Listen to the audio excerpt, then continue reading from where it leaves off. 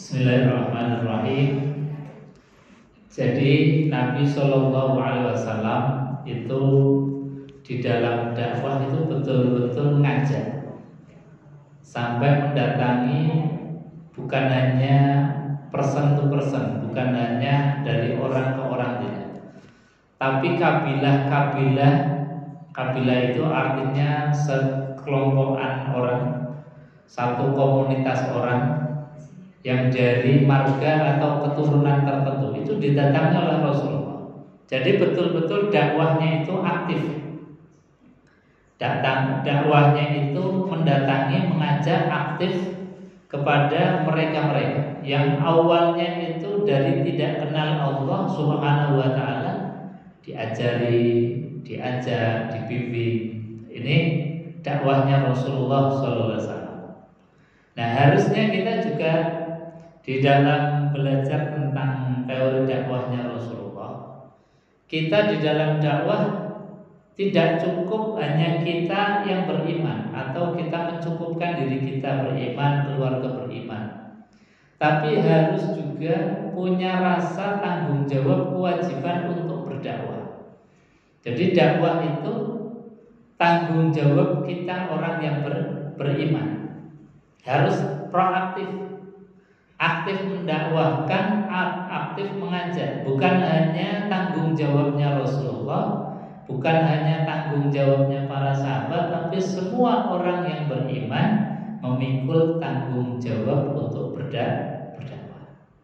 Tentu dengan kapasitas kita masing-masing, dengan kemampuan kita masing-masing. Nabi mengatakan bahwa balighu anni walau ayat, sampaikan kebenaran dariku walaupun hanya satu ayat. Disampaikan semampu kita, sebisa kita, apa yang kita mungkin dan mampu bisa lakukan.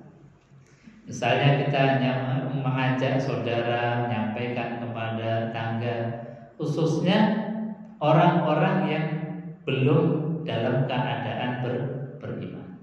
Ini Rasulullah SAW sampai mendatangi kabilah-kabilah. Di sini disebutkan ada kabilah dari Bani Kalb. Bani Kalb ini sebetulnya masih keturunan dengan Rasulullah SAW. Sebab ayahnya beliau dari mulai Abdullah bin Abdul Muthalib sampai kepada atas itu ada yang disebut, atau kakeknya Nabiullah Muhammad itu ada yang bernama Kilab. Kilab itu julukan karena beliau ini punya sifat orang yang cerdas. Ya, cerdasnya Kilab itu kalau bahasa Arabnya namanya nun sewu, anjing. Anjing ini sebagai sifat yang disematkan karena cerdasnya beliau. Jadi anjing itu kan satu-satunya hewan yang punya tingkat kecerdasan yang luar biasa. Dididik sedikit itu sudah pintar. Jadi hewan yang paling pintar adalah anjing.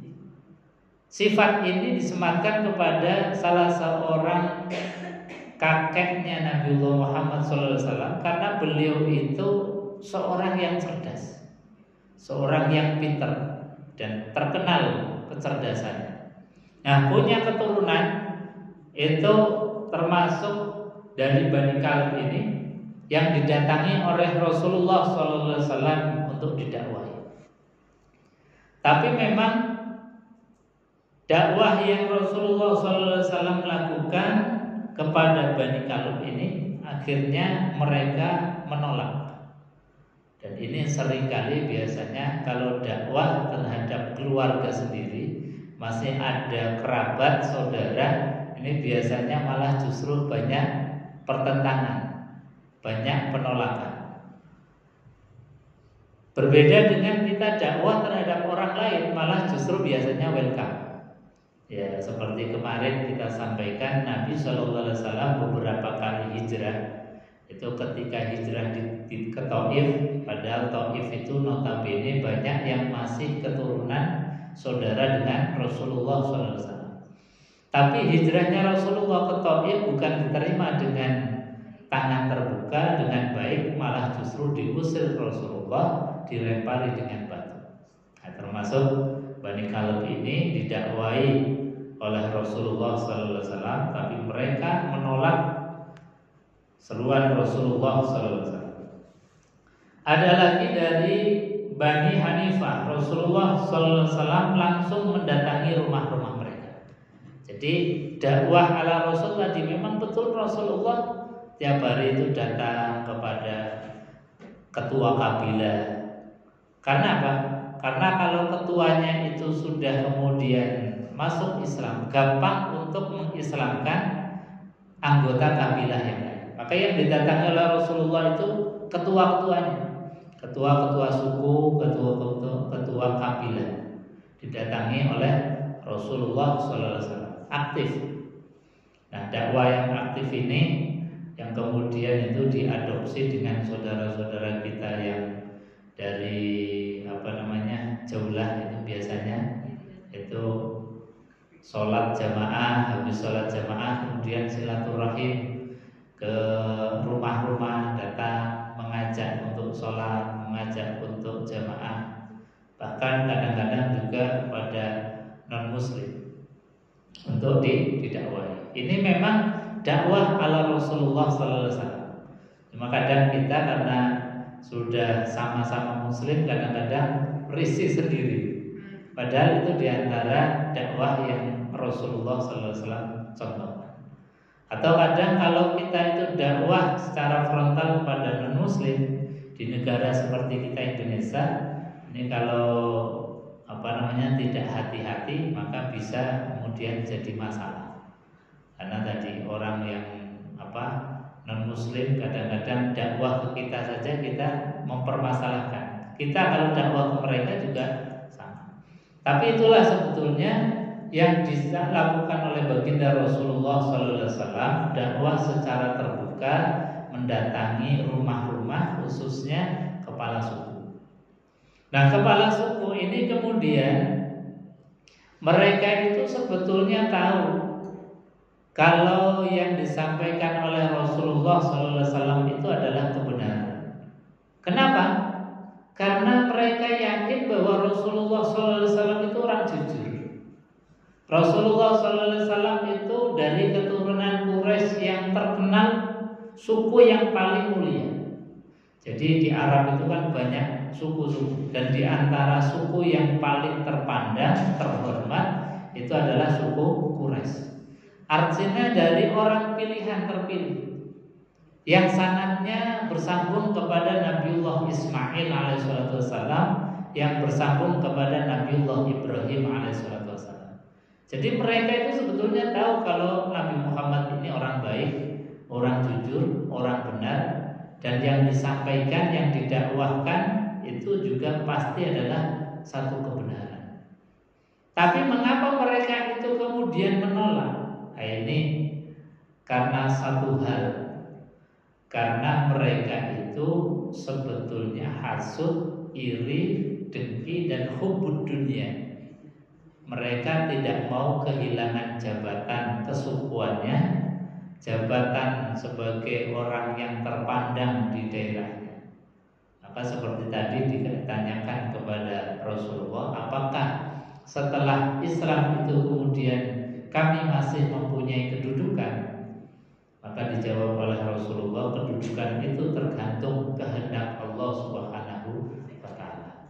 Jadi memang kedudukan apapun itu, kalau memang dia mempunyai kompetensi untuk menjabat, untuk menjadi orang yang dihormati, orang yang dituakan, ya meskipun dia itu kemudian masuk Islam, tetap dia akan menjadi pemimpin.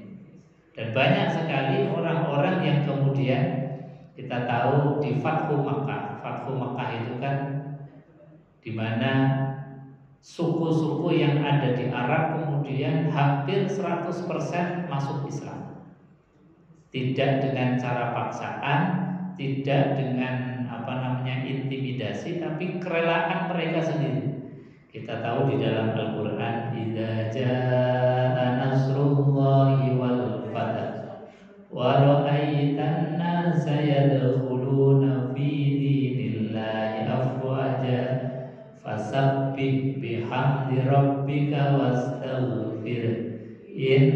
innahu kana tawwaba. Idza jaa nasrullahi wal fath, ketika datang pertolongan Allah dan datang kemerdekaan atas kota suci Mekah. Wa ra'aitan nas, dan kamu melihat manusia itu yadkhuluna fi dinillah, masuk ke dalam agama Islam afwaja, berbondong-bondong. Jadi suku-suku itu, mereka itu menyatakan diri masuk Islam. Yang asalnya menolak, yang asalnya kemudian tidak menerima, saat Fathu Makkah itu mereka berbondong-bondong. Karena mereka kemudian sudah diberikan hidayah oleh Allah, melihat kebenaran Islam, dan mereka juga secara politis bahwa mereka kalau masuk Islam itu lebih terjamin. Kepala sukunya itu juga terjamin, anggotanya juga terjamin. Karena apa? Mereka yang menjabat sebagai kepala suku itu tetap menjadi kepala suku ketika dia sudah masuk Islam. Jadi ibu-ibu jamaah yang dimuliakan Allah Subhanahu wa taala, bahwa Islam itu tidak kemudian menjadikan atau merampas hak-haknya orang yang punya kompetensi.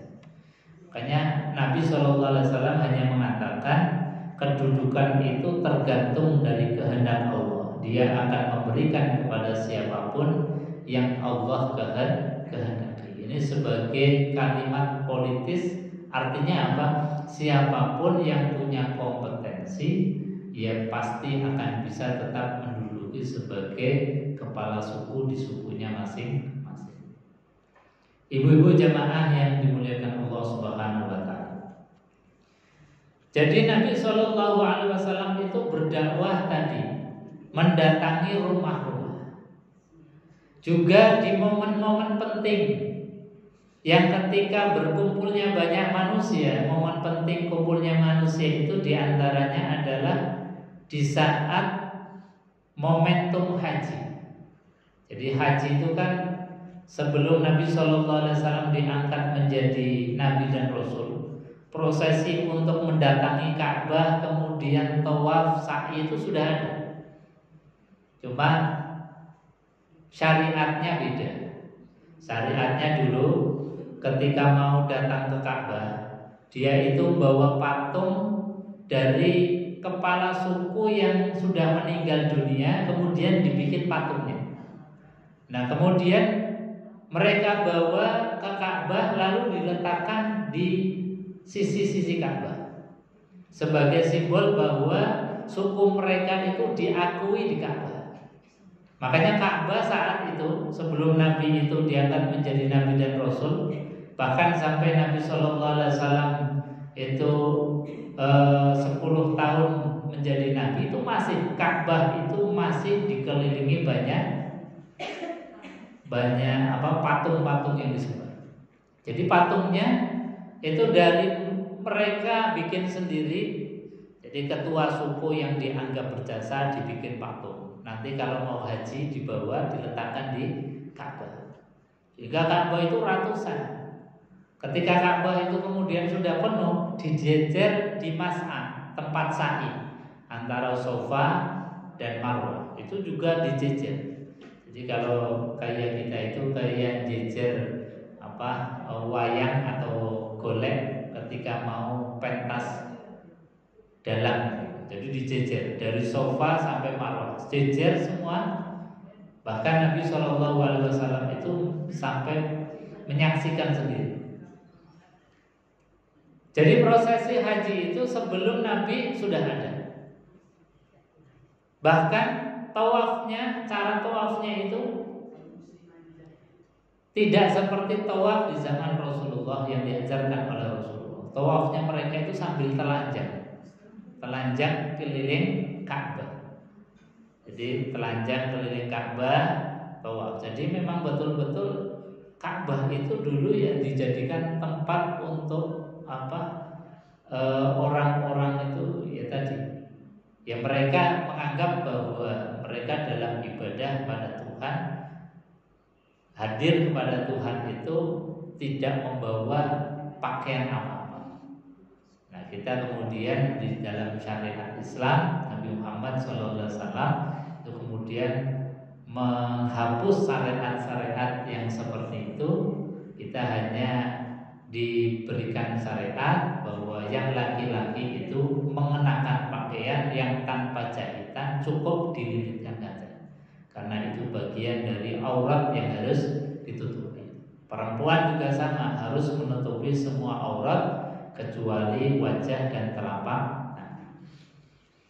Jadi haji itu adalah syariat yang sejak dulu, cuman caranya itu yang kemudian beda-beda, disempurnakan di zaman Rasulullah SAW. Nah, saat musim haji ini juga digunakan oleh Rasulullah SAW untuk dakwah.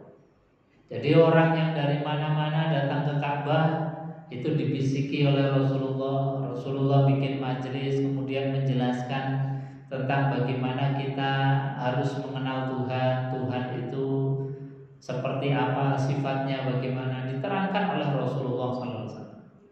Jadi momentum itu kemudian banyak orang yang kemudian tertarik, termasuk orang-orang yang dari Syam, yang dari Madinah, yang dulu namanya Yasrib. Itu mereka yang datang untuk haji tertarik bahwa ada seorang yang mengaku diri sebagai nabi yang namanya Muhammad, kemudian dakwah. Mereka tertarik. Akhirnya apa? Kemudian minta kepada Nabi Muhammad SAW untuk dijadikan sebagai pemimpin mereka. Yang akhirnya nanti kemudian Nabi SAW menyetujui dan beliau hijrah ke Yasrib atau ke Madinah. Karena apa? Orang-orang Madinah sudah banyak yang memeluk Islam. Ibu-ibu jamaah yang dimuliakan Allah Subhanahu wa taala.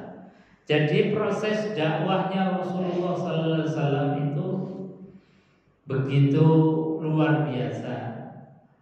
Orang kalau nggak punya ilmu dakwah, mendatangi rumah-rumah ini kan rasanya juga nggak bisa. Maka dakwahnya Rasulullah dengan cara itu kita harus belajar. Dan ini butuh ilmu, kalau sekarang mungkin ilmu psikologi, ilmu marketing itu luar biasa. Jadi kita dakwah tanpa ilmu psikologi, ilmu marketing itu ya rasanya nggak bisa. Kita baru ketemu orang mau ngomong saja bingung mau yang diomongkan apa. Kemudian kita bagaimana cara untuk supaya orang itu tertarik, tentu dengan bahasa yang lemah lembut, dengan bahasa yang santun. Ya seperti Rasulullah SAW persis. Rasulullah SAW di dalam bahasa, kalau dalam bisnis kita itu marketing, kalau dalam bahasa dakwah ya namanya dakwah, mengajar, tabligh, menyampaikan risalah. Itu ya Nabi SAW dengan bahasa yang santun, bahasa lemah lembut. Gak mungkin kita ngajak itu dengan raut muka yang kemudian dilihat saja gak menarik, kemudian ngomongnya itu menjas, ngomongnya itu kemudian menyalah-nyalahkan, gak mungkin. Nabi itu dengan kelembutan hati, kerendahan hati. Ini adalah cara Rasulullah SAW. Dan ini yang kadang kurang diperhatikan di dalam dakwah kita. Sementara mereka, orang-orang non-muslim itu dakwahnya itu dengan pendekatan hati. Jadi ilmu psikologi itu betul-betul dipakai betul. Makanya seperti misalnya universitas Kristen yang ada di sekitar kita, itu satu fakultas yang favorit termasuk adalah fakultas psikologi. Karena psikologi itu ternyata ilmu yang sangat penting. Ilmu memanusiakan manusia, ilmu tentang kenal dengan manusia. Kalau kita nggak kenal dengan karakter manusia, ya bagaimana mungkin kita bisa mendekatinya? Yang kedua adalah ilmu marketing tadi. Ilmu tentang bagaimana menyampaikan satu dakwah tertentu, satu produk tertentu, satu keyakinan tertentu didakwahkan, itu butuh trik dan marketing. Makanya sekali lagi di universitas-universitas mereka itu hal ini digarap betul, tentang psikologinya, bagaimana memahami lawan bicara kita, mereka ngomong apa kita harus ngomong apa, mereka itu didekati harus dengan cara yang bagaimana, karena setiap orang punya karakter perilaku sendiri-sendiri. Tidak mungkin kemudian disamaratakan. Orang ini kemudian disamaratakan dengan cara menurut kita. Ini nggak bisa. Jadi kita ketika mendekati dakwah ya dengan tadi kelembutan, orang itu diambil hatinya dulu. Nah inilah Rasulullah Shallallahu Alaihi Wasallam. Cara mengambil hatinya Rasulullah Shallallahu Alaihi Wasallam di dalam berdakwah itu termasuk ketika beliau disakiti tidak membalas. Nah, ini yang luar biasa. Kadang kita sudah dakwah kemudian hanya disentil sedikit, mereka itu kemudian jengkel kayak kita, belum dilemparin batu, baru mungkin kita ngajak nggak mau, itu sudah motong. Nah ini kan namanya kita jauh dari apa yang dicontohkan oleh Rasulullah. Rasulullah nggak potongan, bahkan dilemparin batu, disakiti saja, yang keluar dari lisan Rasulullah Sallallahu Alaihi Wasallam adalah doa. Ini yang terus-menerus harus kita tanamkan dalam hati. Satu, bahwa kita punya kewajiban untuk dakwah, dan dakwah itu tidak akan bisa tersampaikan kecuali dengan ilmu-ilmu yang diajarkan oleh Rasulullah Shallallahu Alaihi Wasallam. Maka ibu-ibu jamaah yang dimuliakan Allah, jadi sekali lagi ilmu tentang psikologi, memahami karakter dari orang per orang itu adalah ilmu dakwah yang sangat penting, harus kita punya. Hingga kita misalnya ngajak kok belum mau, ya kita sabar. Ngajak lagi kok belum ngikut, oh mungkin cara kita salah, ganti metode lagi, ganti cara lagi. Pendekatan ini belum bisa dengan pendekatan yang lain. Makanya guru-guru kita itu mengatakan bahwasanya berdakwah itu mencari dan memperbanyak titik-titik dari apa yang mereka suka. Ketika mereka suka itu dengan bisnis, kita dekati dengan bisnis. Oh mereka sukanya itu dengan misalnya jalan-jalan, kita dekati dengan jalan-jalan. Mereka sukanya itu dengan senang misalnya, kita masuk dulu dengan senang. Baru kita setelah gabung, kita dakwai, ngajak ngaji dan lain sebagainya. Oh, ini luar biasa. Dan ini sekali lagi butuh ilmu kedekatan, ilmu dakwah, trik di dalam kita menggait, dalam kita berdakwah. Ini sebagaimana dakwah yang dilakukan oleh Rasulullah SAW. Mungkin sebelum dilanjut ada yang mau ditanyakan dulu.